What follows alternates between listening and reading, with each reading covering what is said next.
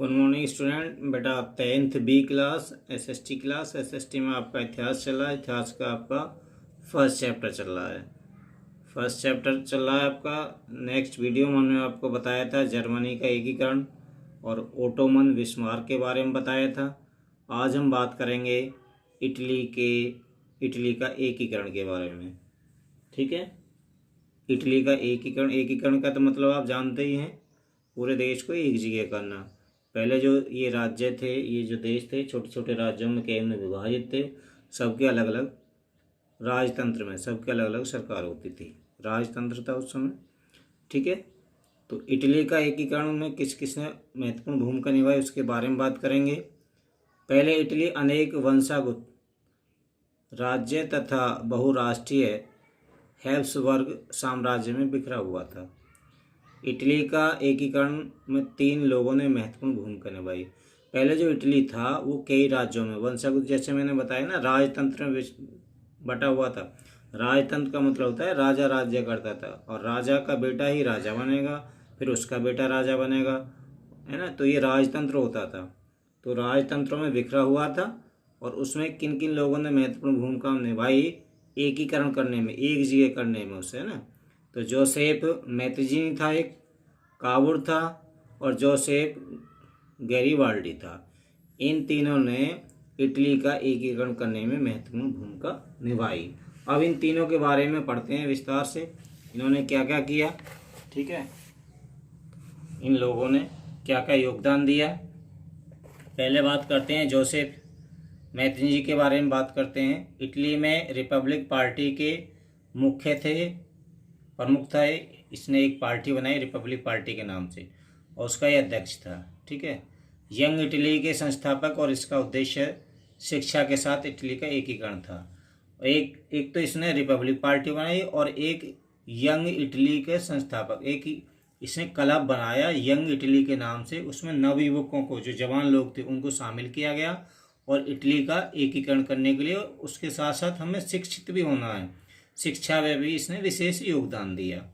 ठीक है, दूसरा था आपका कावुर, विक्टर इम्यूलन, द्वितीय मंत्री प्रमुख। ठीक है, तो ये कावुर था। यह न तो क्रांतिकारी था और न ही जनतंत्र में विश्वास रखता था, फिर भी इसका एकीकरण प्रक्रिया में सहयोग और नेतृत्व किया। इससे एकीकरण करने में उसके साथ रहा, जोसेफ मैत्जिनी के साथ रहा और लोगों से को भी एकीकरण के लिए प्रोत्साहित इसने किया, कावुर ने। ठीक है, और अपने चतुर कूटनीति से फ्रांस और ऑस्ट्रेलिया के बीच जो युद्ध हुआ था उसमें जीत इन्होंने प्राप्त की थी, कावुर ने। अगला आपका है जोसेफ मैरीगोल्डी का योगदान। इन तीनों का योगदान था इटली का एकीकरण करने में। इन्हें हीरो ऑफ रेड शर्ट के नाम से भी जाना जाता है।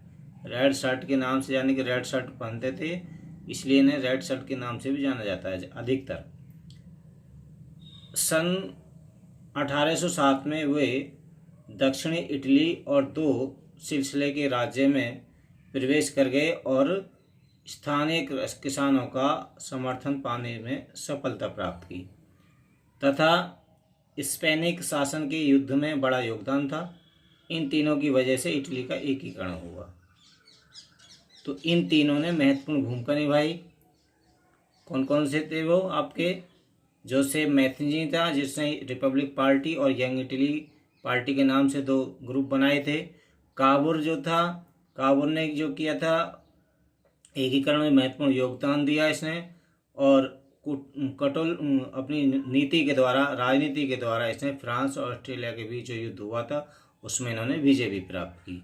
जोसेफ गैरिबाल्डी का योगदान ये था कि इसने रेड ऑफ द शर्ट कहा जाता, hero of the red shirt इन्हें नाम से जाना जाता था, और इसी के सिलसिले में उन्होंने स्थानीय किसानों का समर्थन प्राप्त कर लिया। किसानों से इनका विशेष लगाव था और उनसे समर्थन भी प्राप्त कर लिया, और स्पेनिश शासन के युद्ध में बड़ा योगदान भी था इनका, स्पेनिश शासक के युद्ध में। तो इन तीनों की वजह से इटली का एकीकरण संभव हुआ था। तीनों ने महत्वपूर्ण भूमिका निभाई थी इटली का एकीकरण करने के लिए। ठीक है, ये नोट्स हैं बेटा, इन्हें साथ ही साथ लिखते रहिए अपनी कॉपी में, नोटबुक में, इतिहास की में। ठीक।